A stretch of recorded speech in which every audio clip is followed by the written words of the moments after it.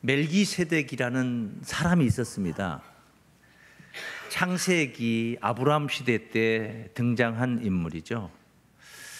아브라함이 조카 롯을 데리고 가나안 땅에 왔는데 복을 받아서 양떼가 많아지고 데리고 있는 종들도 많아지다 보니까 자꾸 좋은 꼴을 먹이고 서로 조카 팀하고 아브라함 팀 이렇게 조카 롯과 자꾸 다투게 된 거예요. 그래서 분가를 했죠.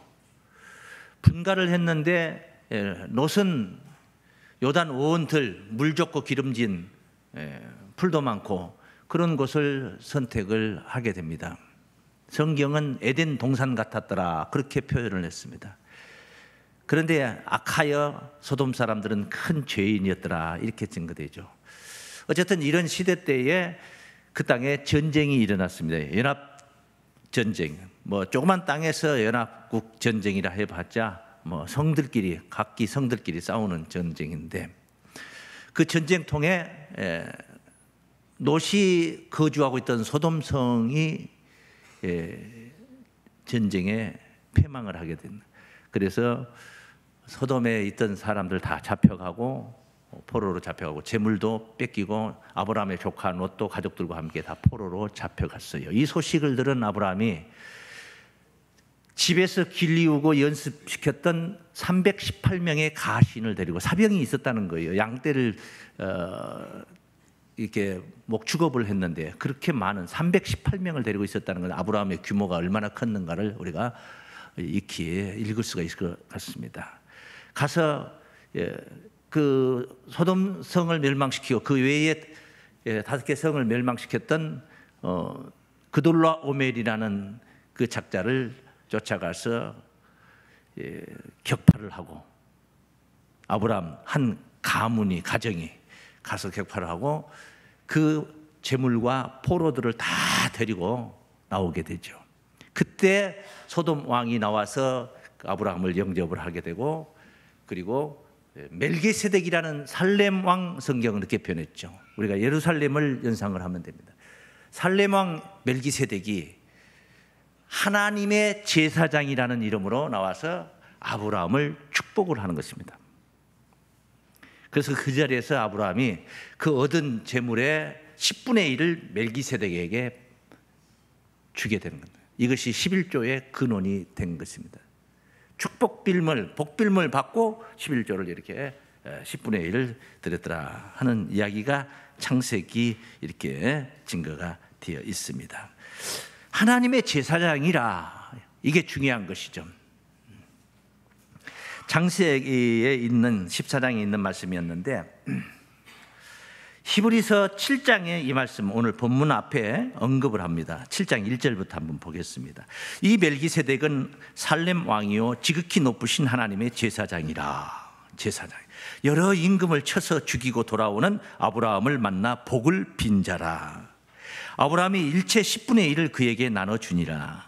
그 이름을 번역한즉 첫째 의의 왕이요 또 살렘 왕이니 곧 평강의 왕이요 아비도 없고 어미도 없고 족보도 없고 시작한 날도 없고 생명의 끝도 없어.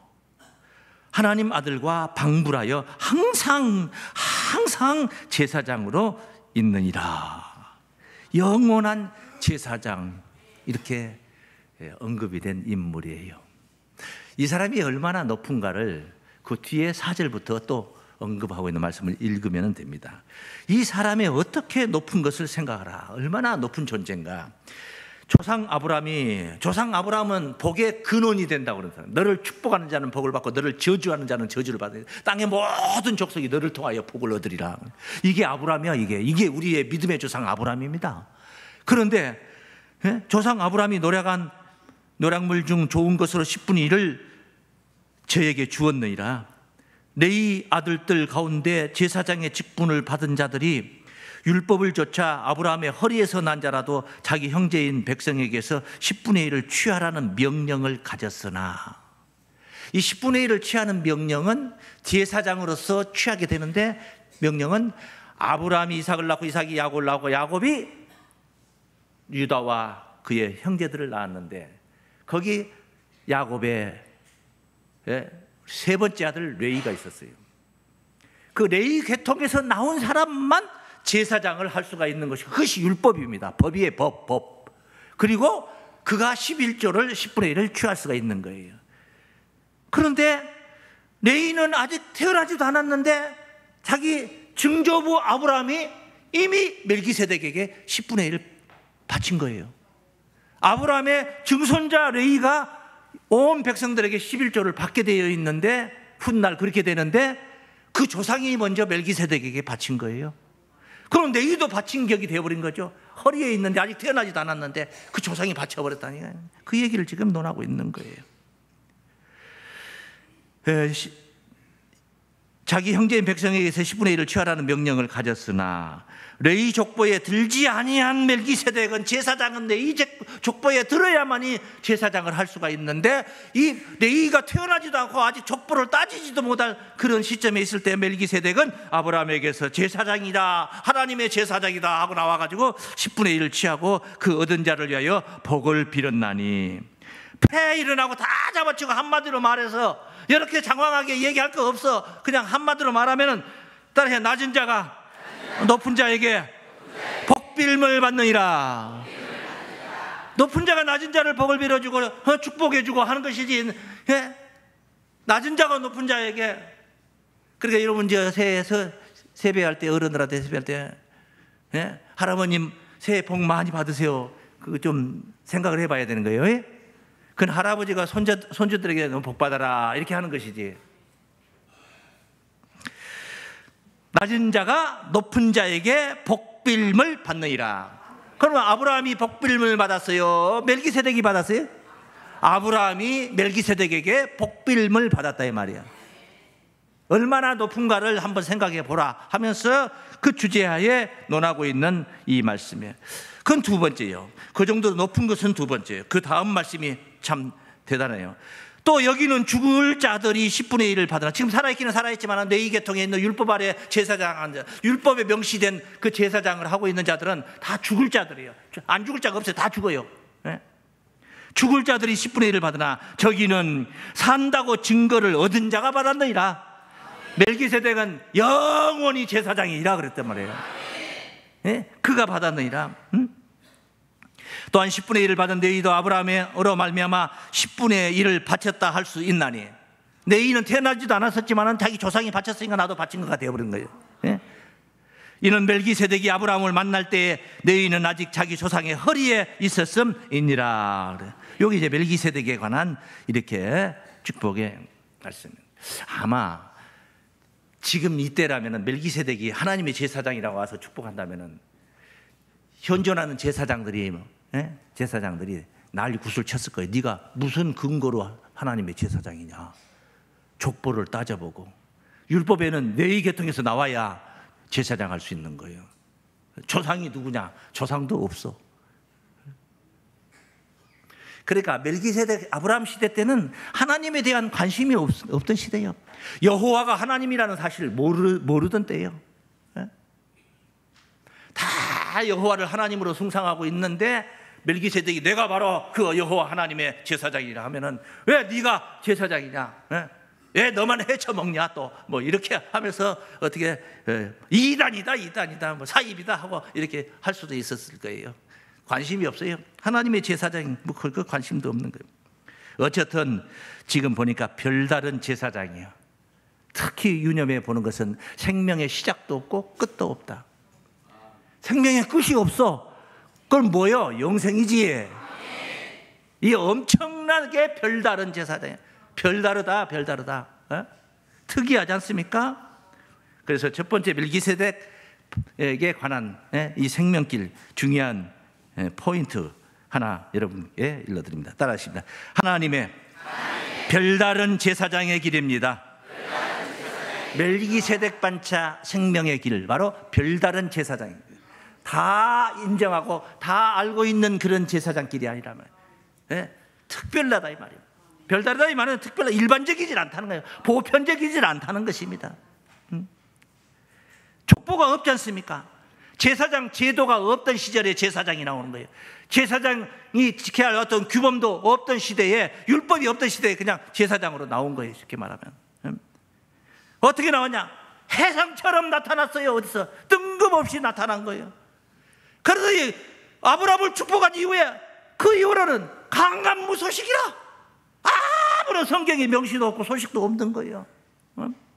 행적이 없어요. 행적이 없어. 그런데 거기에 생명길이 있다는 거예요. 그 한 사람으로 끝날 얘기가 아니라 오늘 멜기세덱 반차라는 용어를 제가 썼어요. 반차, 반열이라는 뜻이에요. 반열, 차례, 순서, 그런 뜻이에요. 그러니까 멜기세덱과 같은 또 다른 인물이 제사장으로 나온다 이 말이에요. 거기에 그것이 생명길이 아니라면은 또 다른 인물이 나오거나 말거나 관심 가질 필요도 없는 거예요. 그러나 거기에 생명길이 있다면 우리는 이 문제를 깊이 보고 살펴보고 우리도 그 길을 가야 될 줄을 믿습니다.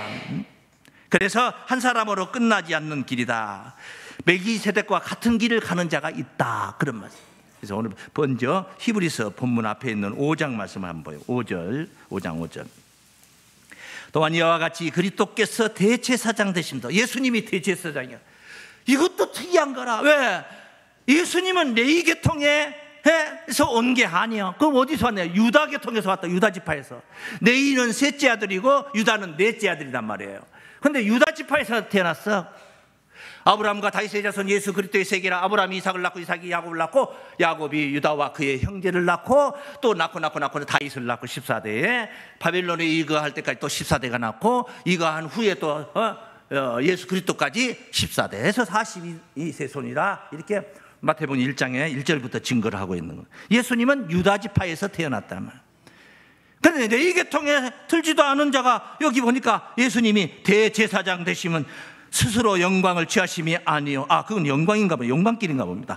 오직 말씀하신 이가 저더러 이르되 너는, 말씀하신 이가 하나님께서 너는 내 아들이니 오늘날 내가 너를 낳았다. 하나님께서 하셨고, 또한 이와 같이 다른 데 말씀하시되 네가 영원히 멜기세덱의 반차를 쫓는 제사장이라 하셨으니, 예수님은 영원히 멜기세덱의 반차를 쫓는 따라가는, 그 말이에요. 따라가는. 그 예수님도 뭐 따라가는 게 있었단 말이에요. 뭘 따라해? 멜기세덱 반차를 따라, 순서를 따라갔다. 순서, 반열의 순서를 따라. 그러니까 아브라함 시대에 나왔던 멜기세덱 1번, 그 예수님은 바로 그 반차를 쫓는 2번, 이렇게 멜기세덱 반차를 쫓는 제사장 분야에, 그렇다는 제사장 분야에. 그러면 예수님 당시에 멜기세덱 말고, 계통 말고 레위 계통의 제사장들이 질비하게 있었단 말이에요. 제사장들이. 그런데 뭐 예수 같은 또 다른 제사장을 세울 필요가 뭐 있냐? 뭐 그들이 다 있는데 세울 필요가 있느냐? 이것이, 이 문제를 오늘 본문의 첫 번째 다루고 있습니다. 11절에서 다루고 있습니다. 11절 한번 보죠. 11절 첫 번째. 레위 계통의 제사 직분으로 말미암아 온전함을 얻을 수 있었으면, 가로 열고, 백성이 그 아래서 율법을 받았어요. 백성이 그 아래서 율법을 받지 않고 가르침을 받지 않고 인도를 받지 않는다면 레위 계통의 제사 직분 가지고 온전함을 얻거나 말거나 관심이 없어, 상관이 없어요. 그런데 온 백성들이 다 레위 계통의 제사 직분을 가진 자들 밑에서 율법을 배우고 있고 가르침을 받고 있고 지도를 받고 있어요. 그러니까 거기서 온전함을 얻을 수 있고 없고는 살고 죽고 문제라. 백성들의 살고 죽고 문제라 이 말이에요. 이해가 되십니까? 백성이 그 아래서 온전한 율법을 받았으니, 그 레위 계통으로 말미암아 제사 직분을 온전함을 얻을 수 있었다면은, 어찌하여, 왜, 무엇 때문에 아론의 반차를 쫓지? 그냥 쫓아가지. 아론의 반차라는 것은 레위 계통의 1번 대제사장이 아론이에요. 아론. 그러니까 레위 계통의 계통으로, 그냥 제사장의 계통으로 계속 따라가지. 무엇 때문에 아론의 반차, 그 레위 계통의 반차를 쫓지 않고 멜기세덱의 반차를 쫓는 별다른 한 제사장을 세울 필요가 있느뇨?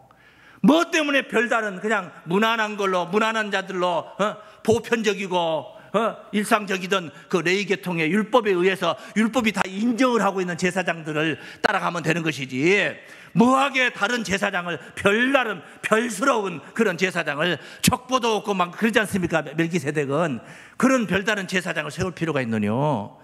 거기서 온전함을 얻을 수 있었다면은, 여러분이 이것을 하면서 돈을 벌 수 있었다면 무엇 때문에 그거 계속 하지 다른 것을 업종을 바꾸냐, 그런 식이에요. 예? 거기서는 온전함을 얻을 수가 없기 때문이다, 이 말씀이에요. 그것을 강력하게 증거를 하고 있는 거예요. 그래서 그 뒤에 말씀 보시면은 제사 직분이 변역한즉, 율법에 의하면 네 계통의 제사 직장들만 인정을 받게 되어 있는데, 인정을 하고 말이다. 그런데 별다른 제사장이 나타나오는 거예요. 거기에 구원이 있다는 거예요. 그분이 하나님의 아들이라는 거예요. 그 제사 직분이 변역하니 유다지파에 나온 사람이 제사장이 되어버리면 어떻게 된 거냐 이 말이요. 율법은 아무도 안 되고 네 계통에서만 제사장을 하게 되어 있다고 명시를 해놨는데, 그거 어떻게 된 거냐 그러면 직분이 바뀌었으니까 율법도 반드시 변역되리니. 예? 반드시. 율법이 뭐냐 그러면 율법은 뭡니까? 무용지물이 되는 거예요. 사문화되어 버린 거예요. 있으나 마나한 법이 되어 버린 거예요. 예? 그럼 율법을 인정을 하려면, 끝까지 고집을 부리고 인정을 하려면 예수를 인정하면 안 되는 것이고, 예? 예수를 인정하려니 율법에는 안 맞고, 이 지경이 되어버린 거예요. 그 얘기를 하는 거예요. 그래서 제사 직분이 변역한 즉 율법도 반드시 변역하리니, 이것은 한 사람도 제단 일을 받들지 않은 지파에 속한 자를 가리켜 말한 것이라. 유다지파, 한 사람도 유다지파에서는 제사장이 나온 적이 없어요. 나올 수가 없어요. 법으로 못 나오게 돼 있어요. 그런데 거기 유다지파에 예수님이 제사장이 된다는 거예요. 말한 것이라. 우리 주께서 유다로 쫓아나신 것이 분명하도다. 예수는 유다로 쫓아나셨다 이 말이에요. 이 지파에는, 유다지파에는 모세가 율법을 쓸 때, 율법을 받아서 명시할 때 모세가 제사장들에 관하여 말한 것이 하나도 없고, 유다지파에서 딱 한 명 나온다 이렇게 명시된 게 없다 이 말이에요. 하나도 없고 멜기세덱과 같은 별다른 한 제사장이 일어난 것을 보니 더욱 어하도다? 분명하도다. 믿습니까? 그러니까 율법이 사문화되어 버린, 율법이 의미가 없어져 버린 거예요. 예수 앞에서는. 예? 예수 앞에서는. 로마서 10장 4절에 그리스도께서는 모든 믿는 자들에게 의의를 이루기 위하여, 따르시면 율법의 마침이 되시니라. 그러니까 쉽게 말하면은 호롱불 가지고 이 문화생활을 하려고 하는데 호롱불 가지고는 못 살겠는 거예요.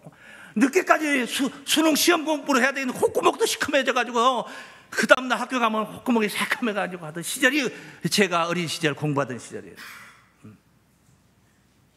전기가 안 들어오는 산촌마을에 살았어요. 그런 시대에 뭐가 없느냐? 전기불이 들어왔어요. 전기가 들어왔어요.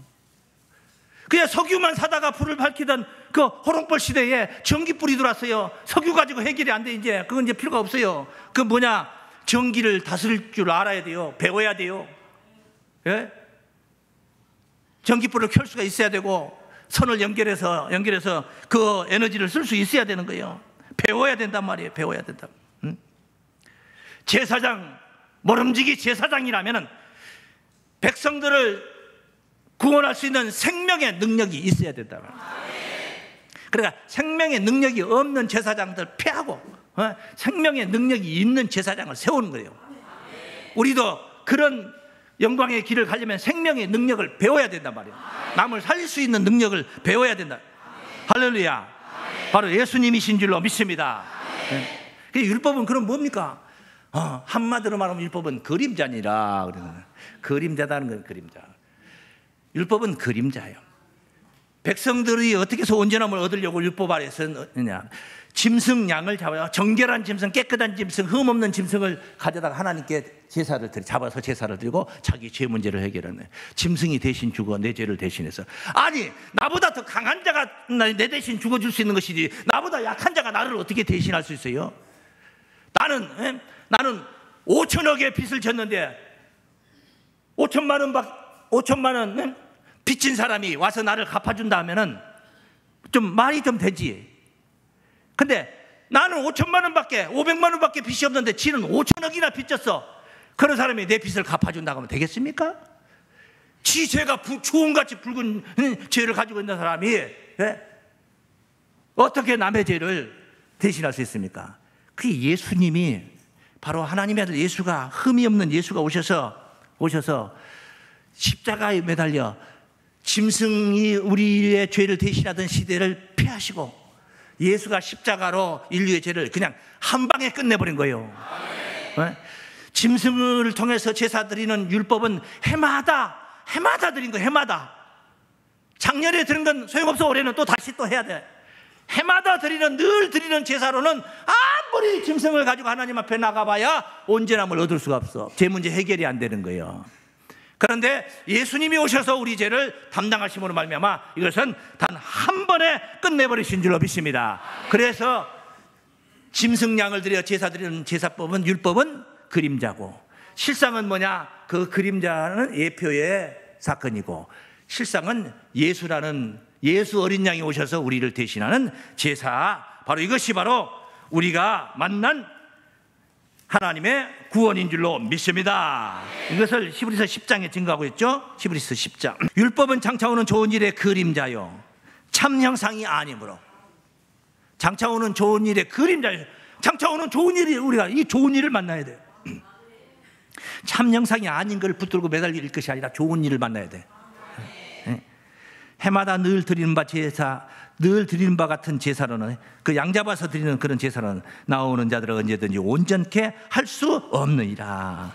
그렇지 아니하면, 그거 할 수 있었다면 섬기는 자들이 단번에 정결케 되어 다시 죄를 깨닫는 일이 없으리니 어찌 드리는 일을 그치지 아니하였으리요. 작년에 아니면 재작년에 저재작년에 드린 걸로 딱 그걸로 해서 제사는, 제 문제에 관한 제사는 딱 끝나야 되는데 계속 해마다 드리는 건 뭐예요? 그 일이 안 끝났다 이 말이죠. 해결이 안 됐다 이 말이에요. 이해가 되십니까?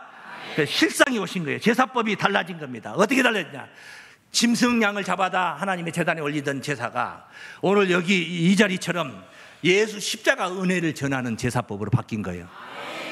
짐승양 한 마리씩 가지고 오셨습니까? 비둘기 새끼라도 하나 가지고 오셨습니까? 필요 없어요. 예수 십자가 은혜 단 한 번에 끝난 줄로 믿습니다. 그래서 이 새로운 제사법을 우리가 배워야 되는 거죠. 그게 생명의 능력이 있는 줄로 믿습니다. 예수님은 바로 그런 생명의 능력을 쫓아가신 거예요.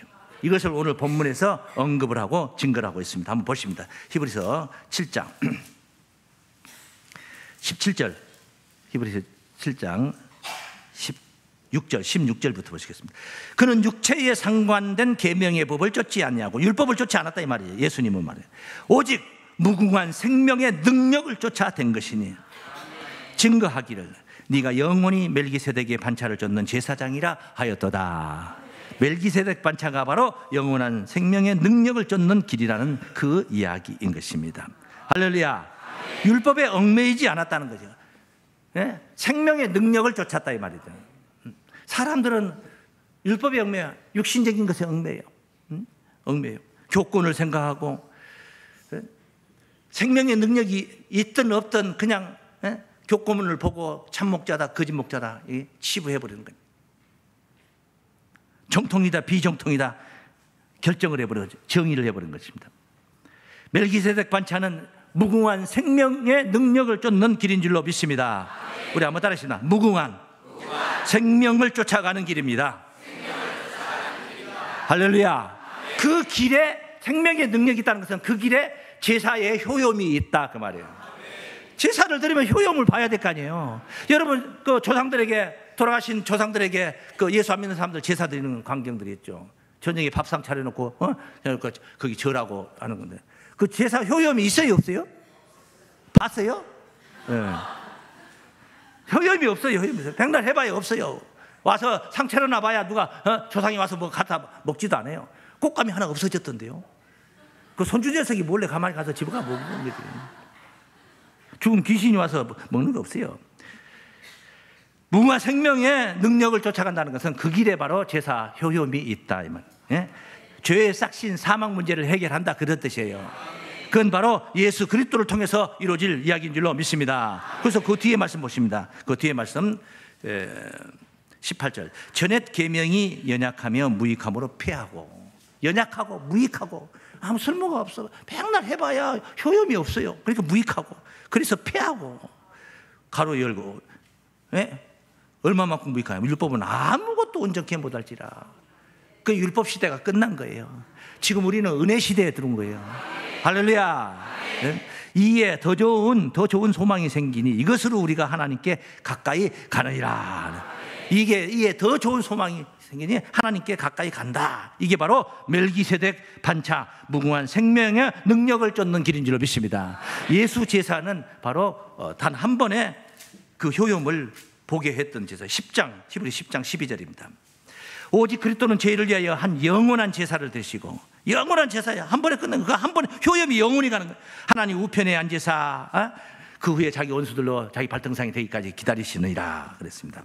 영원한 효염을 주는 14절 말씀 보시면은 저가 한 제물로 거룩하게 된 자들을, 예수 한 번 희생으로 거룩하게 된 자들, 다시 영원히 온전케 하셨느니라. 할렐루야. 예? 영원히 온전케 하셨네요. 그 뒤에 말씀은 17절 볼까요?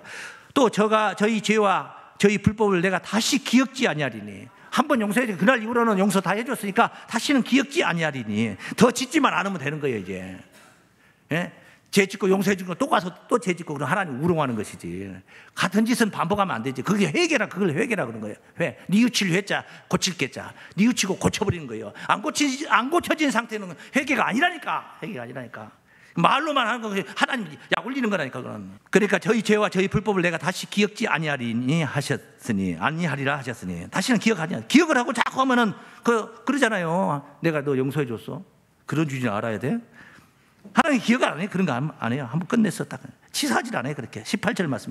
이것을 사하셨은즉 다시 죄를 위하여 제사 드릴 것이 없느니라. 할렐루야. 다시 제사 드릴 것이 없는, 죄를 위하여 제사 드릴 것이 없는 존재, 그런 신앙을 가져야 되는 거예요. 그것이 성화되어가는 과정이에요. 성화, 거룩하게 변화를 우리가 이루는. 이거 거듭남이에요. 거듭남. 다시 태어나는 거예요. 오만 만 가지 분야에 다 다시 태어나는 것은 쉬운 게 아니야. 그냥 한 가지씩이라도 다시 태어나야 돼요. 올해 예배 시간에 지각하고 했던 습관, 버르장머리, 내년에는 다시 태어나는 거예요. 다음 주까지만 용납하시고. 그게 이렇게 해서 하나님께 나아간다. 죄가 없는 자로 하나님께 나가는 거예요. 죄인들이 하나님께 가면 어디 가는 거예요? 지옥 가는 거예요. 지옥이 뭐 때문에 있는 거예요? 의인들 때문에 있는 거예요? 죄인들 때문에 있는 것이고, 천국이 뭐 때문에 있는 거예요? 의인들 때문에 있는 거예요. 할렐루야. 그래서 성소로 들어간다고 그래요. 성소로 10장 19절 말씀.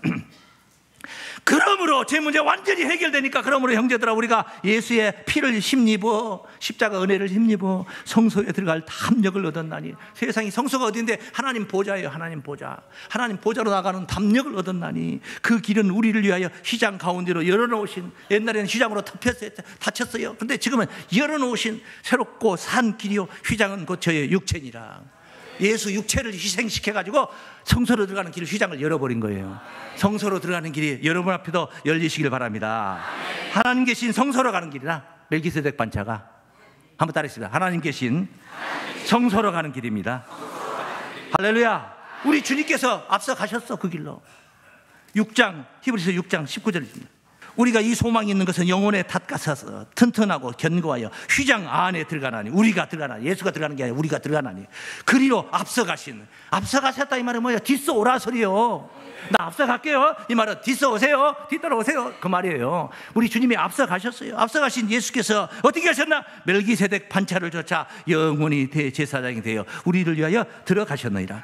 우리는 뒤서가면 되는 줄로 믿습니다. 이것이 바로 멜기세덱 반차 생명의 길입니다. 우리가 쫓아야 할 길입니다. 우리가 따라야 할 길입니다. 무궁한 생명의 능력을 쫓아 성소로 들어가는 우리 사랑하는 교우들 되시길 주의 이름으로 축원합니다.